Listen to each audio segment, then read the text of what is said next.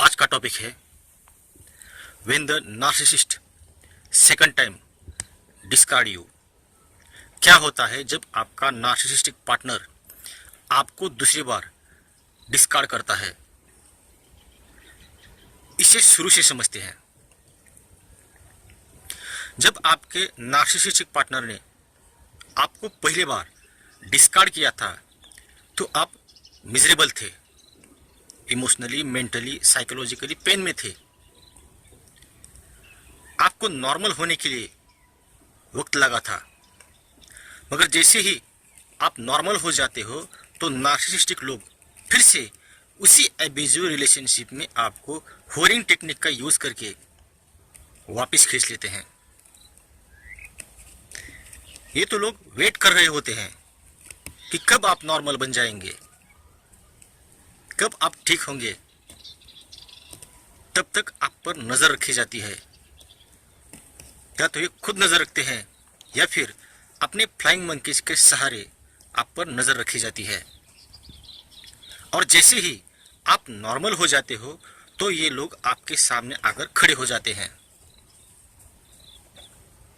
आपसे माफी मांगते हैं, दोबारा ऐसी गलती नहीं होगी इसलिए कसमें खाते हैं, आपसे बेगिंग करने लगते हैं, कुछ भी करके आपको मनाने की कोशिश करते हैं। और आप भी ट्रूमा बॉन्डिंग के वजह से इनके साथ फंस चुके होते हो, इसलिए इनके रिलेशनशिप में वापस चले जाते हो। मगर इस बार वही एब्यूजिव साइकिल आपके साथ नहीं खेली जाती।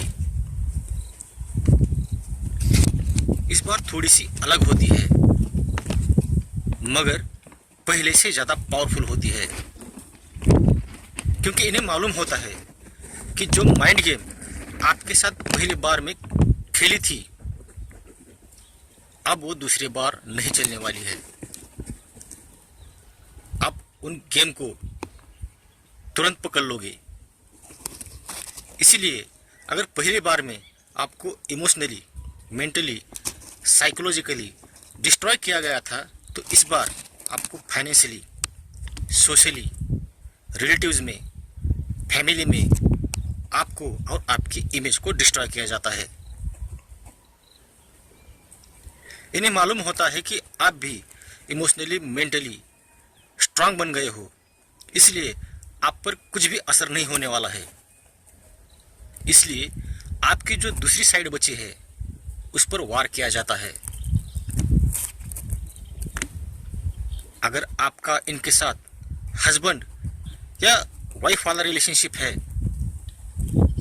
तो आपको डिवोर्स मांगेंगे। अगर आपके बच्चे हैं तो उन बच्चों को आपसे छीन लिया जाएगा। फाइनेंशियली आपकी प्रॉपर्टी, जमीन, जायदाद, कंपनीज, जो कुछ भी आपके नाम पर है, या तो उन सारे अकाउंट को अपने नाम पर ट्रांसफर किया जाएगा, नहीं तो लीगली उन सारी प्रॉपर्टीज या अकाउंट्स को फ्रीज किया जाता है। जो कुछ भी हो रहा है वो सिर्फ आपकी वजह से हो रहा है, ऐसे फैमिली में, रिलेटिव्स में और समाज में बताया जाता है। गुनहगार आपको ठहराया जाता है, आपको दिखाया जाता है। मतलब ये सारी माइंड गेम इन लोगों की होती है, मगर सारा इल्जाम आप पर डालकर खुद को विक्टिम और सभी लोगों में आपकी एब्यूजिव पर्सनैलिटी दिखाई जाती है। आपको बार बार डिवोर्स इसलिए मांगा जाता है क्योंकि इन्हें मालूम होता है कि आप इनके कंट्रोल से बाहर गए हो। आपको कंट्रोल में रखने के लिए या फिर आपको हर्ट करने के लिए या टॉर्चर करने के लिए या टोटली डिस्ट्रॉय करने के लिए आपको बार बार डिवोर्स मांगा जाता है। इस बात को हमेशा याद रखना। ये लोग इसलिए आपके साथ ये सब कुछ कर पाते हैं क्योंकि इनके पीछे बैकिंग होती है। वो बैकिंग न्यू सप्लाई की हो सकती है, या फिर फैमिली मेंबर की हो सकती है, या फिर न्यू बॉयफ्रेंड की हो सकती है, या न्यू गर्लफ्रेंड की हो सकती है। इनमें से किसी का न किसी का इन लोगों को सपोर्ट होता है, जिसके दम पर ये लोग आपके साथ ऐसा बैड बिहेवियर करते हैं। इनको ना आपकी फिक्र होती है ना आपके बच्चों की। ये सिर्फ आपको हरा कर आपको डिस्ट्रॉय करना चाहते हैं। उनका नार्सिसिस्टिक सप्लाई आपसे पाना चाहते हैं और अपना ईगो बूस्ट करना चाहते हैं। ये हो गई फैमिली की बातें। अब देखते हैं कि रोमांटिक लव रिलेशनशिप में इनका बिहेवियर कैसा होता है दूसरी बार, जब ये आपको दूसरी बार डिस्ट्रॉय करते हैं। सबसे पहले जानते हैं कि ये लोग आपको दूसरी बार रिलेशनशिप में क्यों लेते हैं। तो आप इनकी स्टेपनी होती हो, जैसे गाड़ी को होती है वैसे सिर्फ कुछ समय के लिए आपको डिस्कार्ड किया होता है। जैसे ही इनको सप्लाई कम पड़ने लगता है या फिर न्यू सप्लाई के साथ इनका रिलेशनशिप ब्रेक होता है, तो इनके पास और कोई रास्ता नहीं बचता, क्योंकि न्यू सप्लाई को ढूंढने में वक्त लगता है। इसीलिए ये लोग आपके पास दौड़े दौड़े चले आते हैं, आपके सामने रोकर माफी मांगेंगे और फिर से आपके साथ रिलेशन शुरू करेंगे।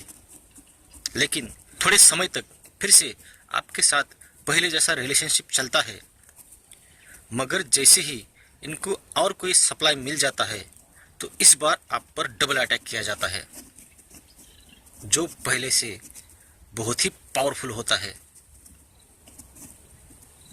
आपकी उन्हीं जख्मों पर वार किया जाता है जो पहले से ही बहुत गहरी थी,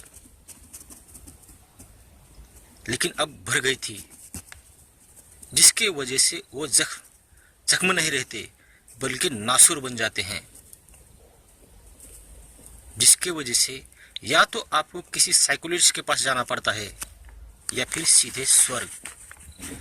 अगर आप इस बार इनके वार से बच गए तो इस बार आपको नॉर्मल होने में बहुत सारा वक्त लगता है, जिसका हिसाब नहीं किया जा सकता। कई महीने कई साल लग सकते हैं या फिर निकल भी नहीं पाएंगे। इसलिए ऐसे मेंटल लोगों से दूर रहो। ये तो खुद मेंटल होते हैं मगर आपको भी मेंटल बनाने की कोशिश करते हैं।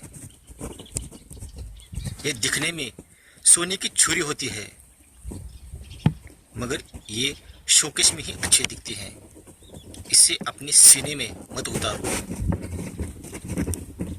क्योंकि यही मीठी छुरी एक दिन आपकी जान ले लेगी, आपको खत्म कर देगी।